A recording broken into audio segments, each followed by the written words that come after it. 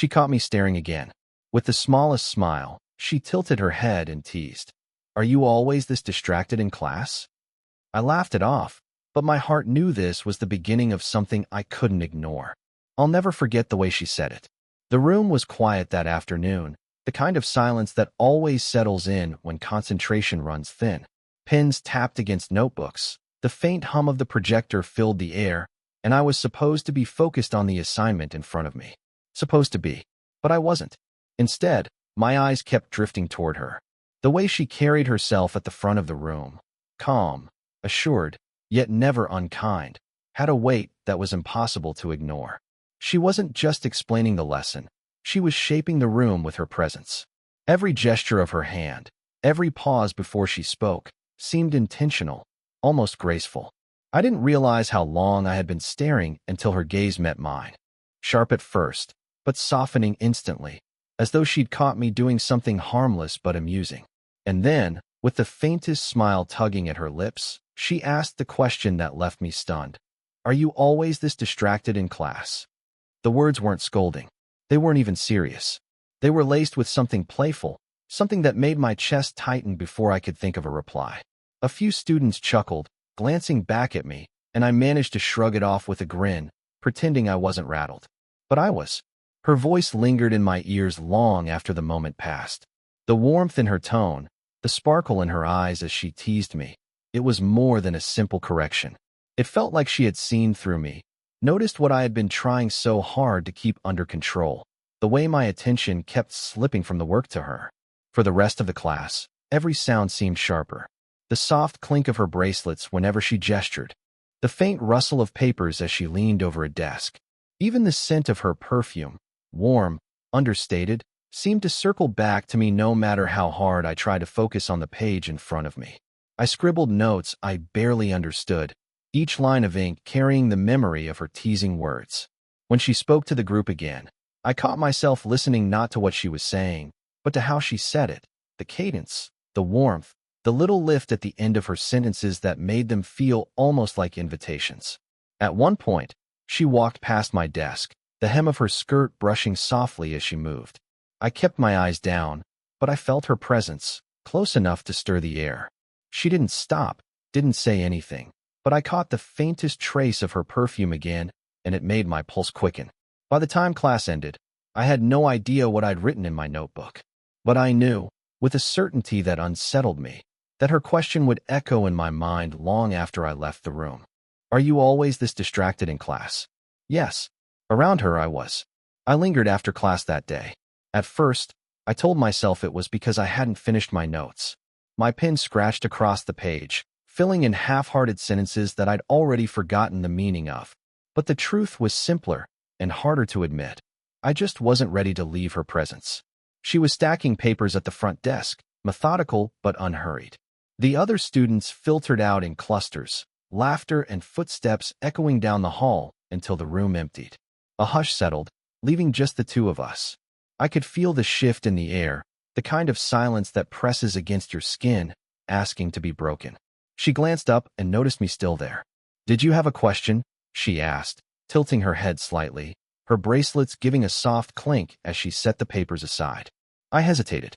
"Sort of," I admitted, though I wasn't sure what I meant by it. Her expression softened.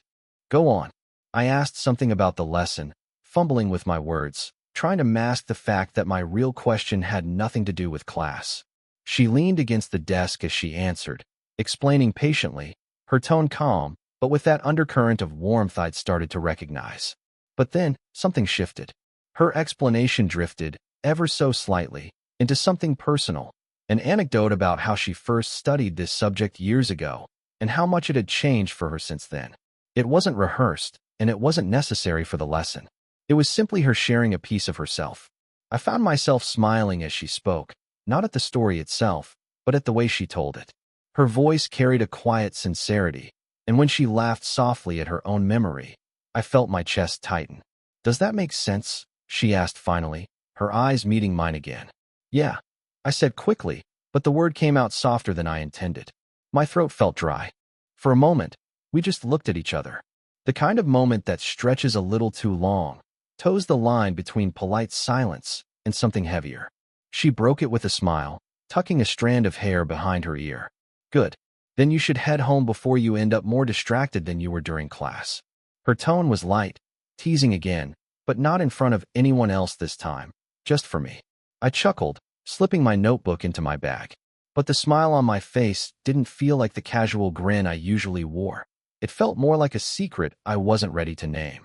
As I walked past her to leave, I caught the faintest trace of her perfume again, something warm, almost like vanilla with a hint of spice. It clung to me, even as the hallway lights grew colder and the sounds of campus life picked back up outside. I told myself it was just a conversation, nothing more. But deep down, I knew it was the beginning of something that would keep pulling me back. The days that followed took on a strange rhythm. On the surface, nothing had changed. I still walked into class, found my seat, and pulled out my notebook like everyone else. She still taught with the same calm precision, moving between rows, her voice steady and assured. But beneath that routine, something unspoken lingered. It was in the way her eyes seemed to find mine more often than before. Sometimes fleeting, sometimes holding just a little longer than necessary. And every time it happened, a pulse of awareness ran through me, leaving me both nervous and restless. She had a way of teasing me now, not just once in a while, but woven into her lessons. A playful remark about my handwriting when she glanced at my notes. A raised eyebrow when I stumbled over an answer, though the smile tugging at her lips softened the sting. Careful, she said once, leaning just slightly closer as she returned a paper to my desk. I think you're starting to expect me to do the thinking for you. Her voice was quiet enough that only I could hear. The corners of her mouth lifted, and then she moved on, leaving me staring after her with a rush of warmth in my chest. It wasn't just her words, it was the way she said them. The playfulness was real, but beneath it there was something else, something I couldn't quite name. One afternoon, she stopped by my desk to look over an exercise I was struggling with. She leaned down, her sleeve brushing against my arm as she pointed to a line of text. See? Right here, you're overcomplicating it. Her hand hovered close to mine as she gestured, her fingertip landing just beside my scribbled notes. And then, for the briefest moment, her knuckle brushed against the side of my hand. It should have been nothing, an accident, gone in an instant. But the warmth of that touch spread through me like a quiet spark. Neither of us pulled back immediately. My breath caught, and in that half-second pause, the whole world seemed to narrow down to where her skin had grazed mine. Then she straightened, her bracelets chiming softly as she moved away. Better, she said, her tone perfectly professional again, though I could have sworn her eyes lingered on me before turning to the next desk. The rest of the lesson passed in a blur. My notebook filled with words I barely remembered writing, my mind tangled between focus and distraction. Every time she walked near, I felt the air shift, the awareness of her presence like a quiet weight on my shoulders. By the time class ended, I realized I was smiling without even meaning to. Her teasing had become something I looked forward to, not just a game, but a thread connecting us, pulling tighter with every small exchange. I didn't know where it was leading, but I knew I didn't want it to stop. It happened on a Saturday afternoon. I wasn't expecting to see her. My week had been a blur of lectures, notes, and half-finished assignments, so I decided to clear my head by stopping at a small bookstore downtown. The kind with uneven wooden floors and shelves stacked high enough to make you tilt your head back. The bell above the door chimed softly as I walked in, and the faint smell of old paper and coffee wrapped around me. I wandered between aisles, running my fingers over spines, searching without really searching. And then I saw her. She was standing near the poetry section, head tilted, her hand lightly brushing along the edge of a book before sliding it free. She wore a casual sweater and jeans, nothing formal, but she carried herself with the same quiet confidence I'd always noticed in class. For a moment, I just watched, caught off guard by the simple fact of her being there, here in the world outside the classroom. I must have stared a little too long, because she looked up and smiled. Well, she said, closing the book slightly against her chest. I didn't expect to find you hiding in this corner. I laughed, rubbing the back of my neck. I could say the same about you. Something about the way she smiled in that moment felt different. Not the polite, professional smile she wore in class, but one softer, freer. We ended up walking together toward the little cafe tucked inside the shop. She ordered tea, I ordered coffee, and somehow we ended up at the same small table by the window. What began as light conversation, books, authors, the usual, slipped, almost without effort, into something more personal.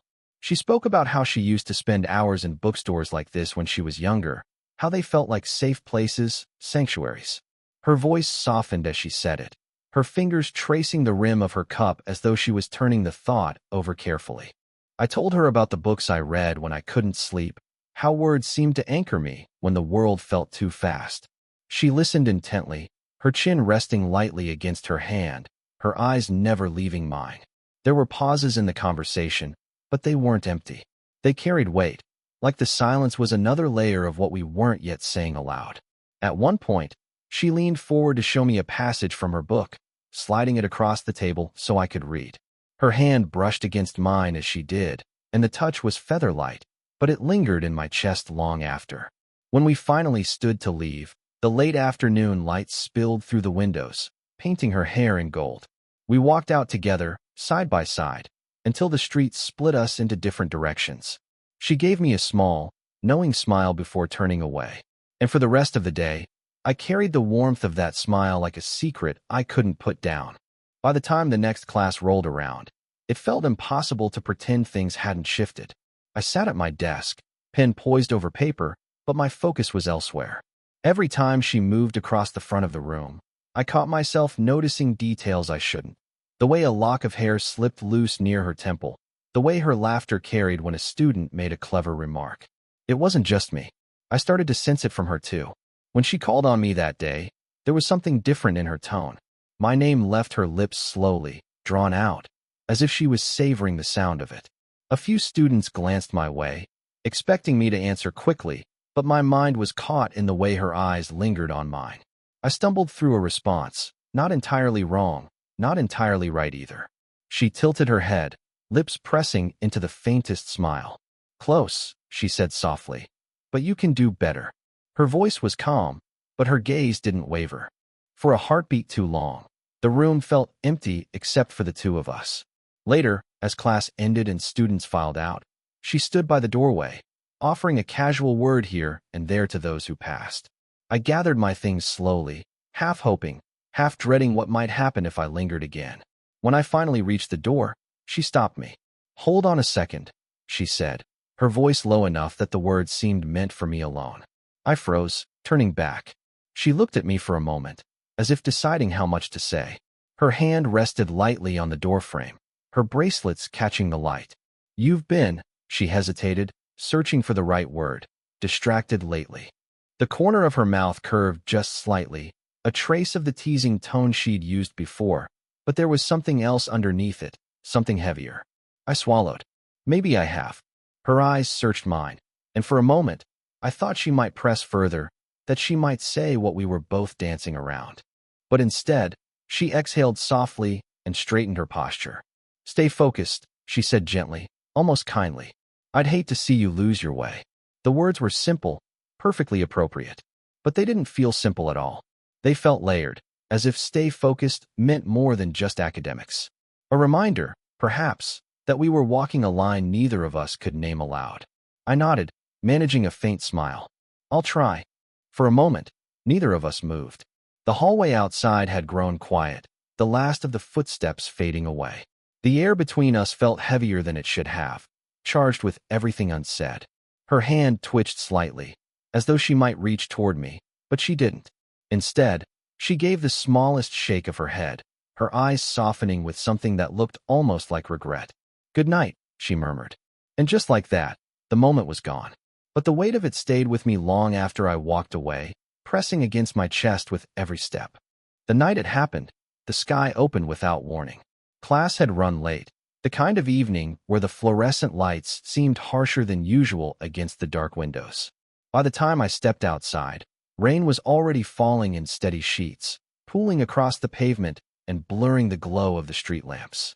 I cursed softly under my breath, fumbling for the umbrella in my bag, when I noticed her standing near the entrance. She had no umbrella of her own, just a light coat pulled close around her shoulders, her hair catching flecks of rain where the overhang didn't quite reach. Our eyes met, and for a moment the whole world seemed to still, as if the rain had swallowed every other sound. "You'll get soaked," I said, raising my umbrella slightly. Her smile was small, almost sheepish. "Looks that way." I hesitated only a moment before stepping closer. "Here," I offered, lifting the umbrella higher. "We can share." She paused, as though weighing the choice, then gave a quiet laugh that made my chest tighten. "All right, but only if you don't mind walking at a slower pace." We set out together, the umbrella barely wide enough for two. Our shoulders brushed every few steps, and I became achingly aware of the warmth of her presence beside me. The rain drummed softly overhead, muffling the sounds of the city until it felt like we were walking inside our own quiet world. She tilted her head toward me, her voice low. "You know, this isn't very professional." I glanced at her, my lips curving before I could stop them. "Sharing an umbrella?" Her eyes flickered to mine, then away. "Something like that." We both laughed, but it wasn't the light, easy laughter from the cafe. It was softer, threaded with an undercurrent neither of us dared name. As we reached the parking lot, her car came into view, droplets racing down the windshield like tiny rivers. We stopped beneath the glow of a lamppost, the umbrella hovering over us while the rain cascaded all around. Neither of us moved to say goodbye. The silence between us stretched, thick with everything we hadn't spoken aloud. Finally, she exhaled, her breath visible in the cool night air. "You unsettle me." The words were barely above a whisper, but they struck me deeper than any shout could have. I swallowed, my voice quieter than I intended. Not in a bad way, I hope. Her eyes lifted to mine, glistening in the dim light. "No, just in a way I didn't expect." The world felt impossibly small in that moment. I wanted to close the space between us, to reach for her hand, to say the words pressing at the edge of my lips. But instead, I let the honesty hang there, meeting her gaze with everything I couldn't say. "I feel the same," I admitted. Her shoulders softened, her lips parting as though she might reply, but instead she only smiled, gentle and trembling, before looking away. The rain roared on around us, but under the umbrella, it felt like the first fragile step into something neither of us could turn back from. We lingered there in the rain, neither of us ready to move. The umbrella felt too small for what the moment carried, and yet it was enough to hold us together, a fragile shield against the storm outside. She broke the silence first, her voice steady but quieter than usual. "You know this isn't simple." I nodded. "I know." Her hand tightened around her bag strap, the movement betraying a nervousness she rarely showed. "There's the age difference. The setting. What people might say. I can't ignore that." I heard the caution in her words, but beneath it, I also heard the vulnerability. She wasn't pushing me away. She was testing whether I understood the weight of what she carried. I took a slow breath. "I don't want to make things harder for you. I don't want to pretend I don't feel what I feel when I'm around you." Her eyes lifted to mine, searching, as though she needed to be certain I meant it. Rain tapped against the umbrella, steady and relentless, filling the pause between us. "I've spent a long time being careful," she admitted softly. "Careful not to blur lines, careful not to let anyone too close. And then you." She trailed off, shaking her head lightly, as though even naming it felt dangerous. I didn't reach for her, not yet. Instead, I let the words come out steady, even though my heart was racing. "I don't want to rush you. I don't want to push for more than you're ready to give. But I need you to know that being near you, it feels like the most honest thing in my life right now." For a long moment, she just looked at me. Her expression softened, the guardedness in her eyes giving way to something gentler. Slowly, carefully, she lifted her free hand and placed it against my cheek. The touch was warm despite the chill of the night. Her palm fit against me with quiet certainty, her thumb brushing just slightly along my skin. The simple intimacy of it made my chest ache in the best way. I leaned into her touch without thinking, closing my eyes for half a breath. The world seemed to narrow to the warmth of her hand, and the rain falling in steady rhythm around us. When I opened my eyes again, she was smiling, small, tender, and a little sad, as though she knew how fragile this moment was. "Let's not make promises we can't keep," she whispered. "But let's not walk away from this either." I felt the weight of her words settle in me, not as an ending, but as a beginning. I nodded, my own smile tugging at the corners of my mouth. "Then let's see where it goes." The rain poured on, indifferent to us, But under that small umbrella, I felt an unmistakable warmth. Not the rush of recklessness, but the steady, fragile certainty of something real, something worth holding on to.